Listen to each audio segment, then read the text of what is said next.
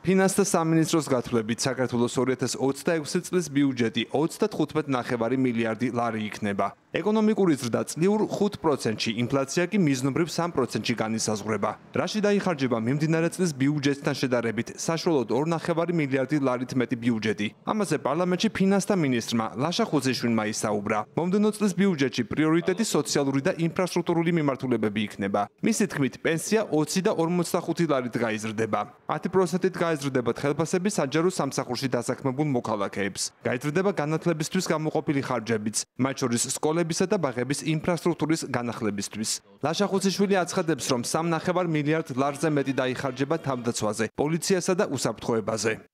70 წლამდე პირთა პენსია იზრდება 20 ლარით და განისაზღვრება 370 ლარის ოდენობით, ხოლო მაღალმთიან დასახლებებში 454 ლარის ოდენობით.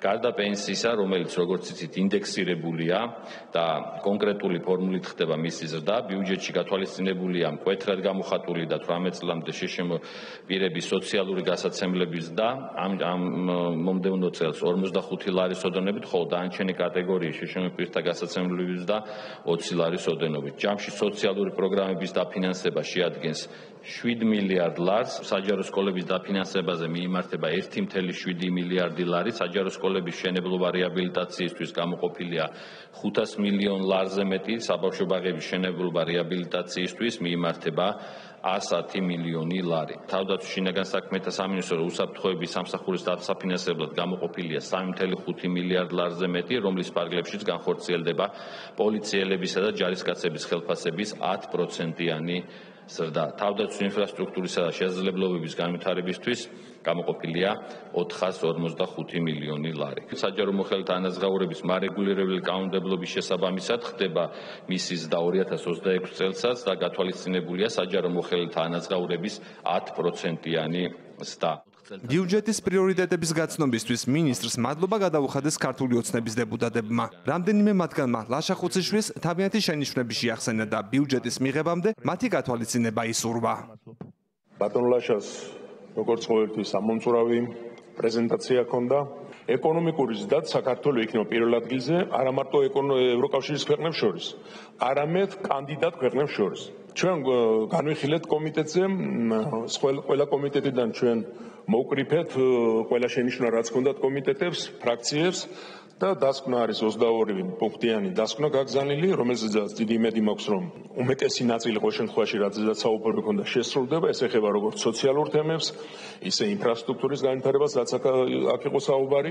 ჯანმრთელობის დაცვის და სოციალურ საკითხთა კომიტეტმა თავის საბიუჯეტო სხდომაზე რამოდენიმე შენიშვნა ჩამოაყალიბა ბიუჯეტთან დაკავშირებით და იმედი მაქვს, რომ ეს შენიშვნები იქნება საბოლოო გადამუშავებულ ვარიანტში გათვალისწინებული, მაგრამ განსაკუთრებულ ხალხს გაუსვამდი ეს იქნება სოციალურ პოლიტიკას და დევნილთა და მრავალშვილიან დედებთან მათ ბინით უზრუნველყოფას სოფლად, ეს ძალიან მნიშვნელოვანი სახლის უზრუნველყოფათ უпростоრად, რომელიც დაწყებულია და მიმდინარეობს, გავამახვილებ დევნილებზე და მრავალშვილიან დედებზე ყურადღებას თუ ვაგრძელებთ და თუ იქნება მატება ამ მიმართულებით.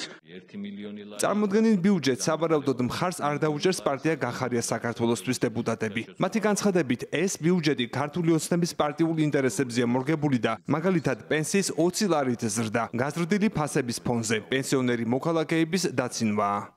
რა თქმა უნდა, ამ ბიუჯეტს არ ექნება ჩვენი საპარლამენტო გუნდის მხარდაჭერა. მიუხედავად იმისა, რომ სახეზე გვაქვს ეკონომიკის რეალური ზრდა და ბიუჯეტი მართლაც იზრდება რამდენიმე მილიარდით, ეს ბიუჯეტი არ ხმარდება ხალხს და გათვლილია პარტიის, ამ შემთხვევაში ოცნების პარტიულ ინტერესებზე, როდესაც პენსია მიუხედავად ასეთი ბრჭყალებში არ ნახული ეკონომიკური ზრდისა, როგორც თქვენ აფასებთ ამ პროცესს, იზრდება მხოლოდ 20-დან 45 ლარამდე ასაკობრივი კატეგორიის მიხედვით. 20 ლარს ფაქტობრივად ინფლაცია პირდაპირ ჭამს და ეს პენსიონერამდე ვერ მიდის.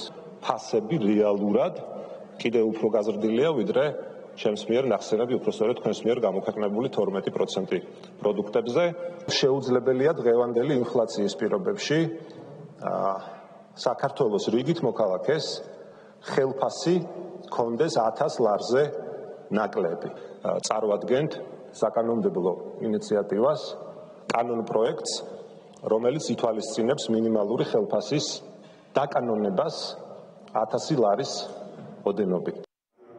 როგორც წესი, პარლამენტი მომდევნო წლის ბიუჯეტს საშემოდგომო სესიის ბოლო კვირაში, დეკემბრის თვეში იღებს. ჯერ უცნობია, რა ცვლილებები შევა დეპუტატების შენიშვნების ფონზე 2026 წლის სახელმწიფო ბიუჯეტის პროექტში. ალეკო კვეტაძე, ევრონიუს, ჯორჯია.